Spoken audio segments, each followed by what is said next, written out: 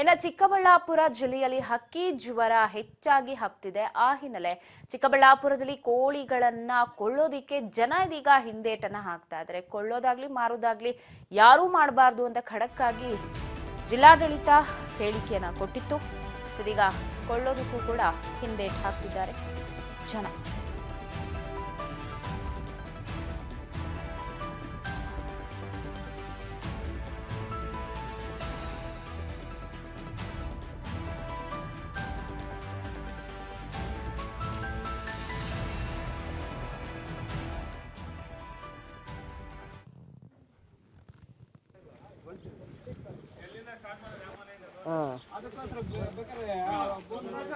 ನಮ್ಮನೆ ಇವ್ರ ಮನೆನೇ ಫೇಮಸ್ ಆಗಿರೋದು.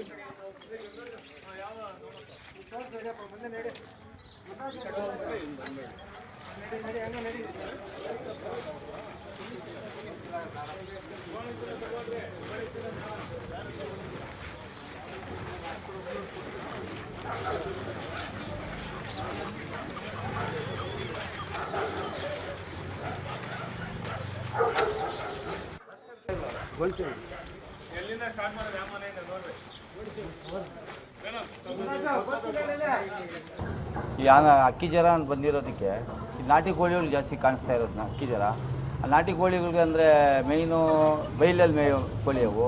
ಅವಕ್ಕೆ ಕರೆಕ್ಟಾಗಿ ಫೀಡ್ ಸಿಕ್ಕಿಲ್ಲ, ನೀರು ಸಿಕ್ಕಿಲ್ಲ. ಬೇಸಿಗೆ ಅಲ್ಲ, ನೀರು ಸರಿಯಾಗಿ ಸಿಕ್ಕಿದ್ದಕ್ಕೆ ಅದು ಬೇಸಿಗೆಯಲ್ಲಿ ಯಾವಾಗೂ ನಾಟಿ ಕೋಳಿಗೆ ಫಸ್ಟ್ ಬರೋದೇ ಅಟ್ಯಾಕ್ ಅದೇ ಆಗೋದು.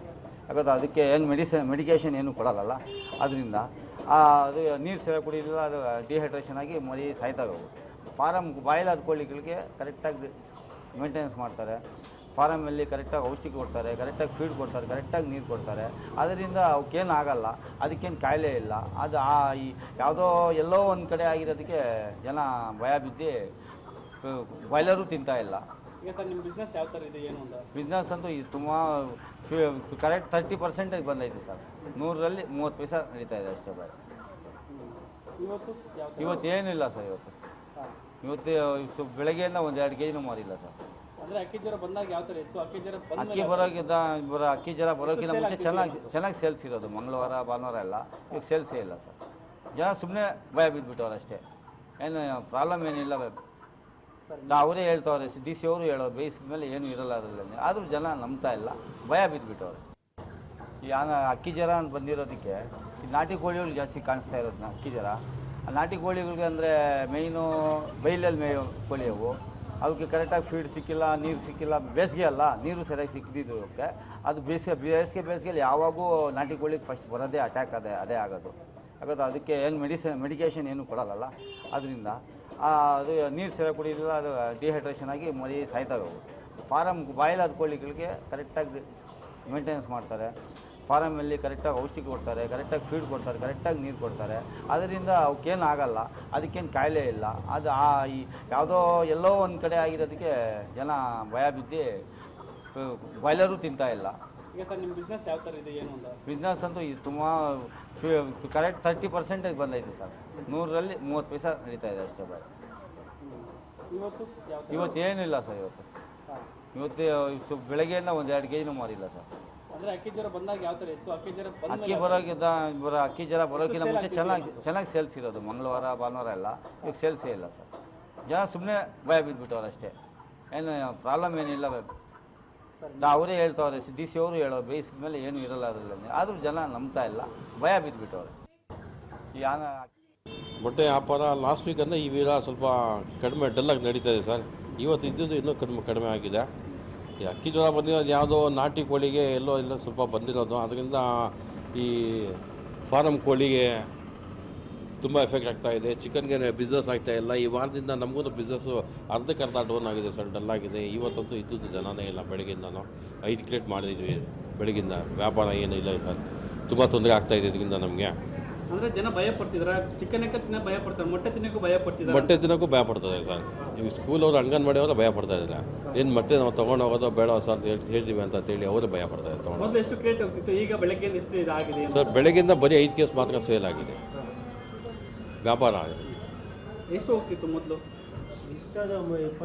ಒಂದು 20-30ಕ್ಕೆ ಸೇಲ್ ಆಗೋದು ಸರ್ ಇಷ್ಟೊತ್ತಿಗೆ ನಮಗೆ. ಇವತ್ತು ಮಂಗಳವಾರ ಬೆಲೆ ಇನ್ನೂ ಚೆನ್ನಾಗಿ ಸೇಲ್ ಆಗೋದು ಅಂಥದ್ದಾಗಿ ಇವತ್ತು ಬರೀ 5 ಕೇಸ್ ಸೇಲ್ ಆಗಿದೆ. ಬೆಳಗ್ಗೆ ಜನ ಭಯ ಪಡ್ತಿದಾರೆ ಮಟನ್ ತಿನ್ನೋದು ಬೇಡ ಅಂತ. ತುಂಬ ಭಯ ಪಡ್ತಾ ಇದ್ದಾರೆ ಸರ್ ಜನ.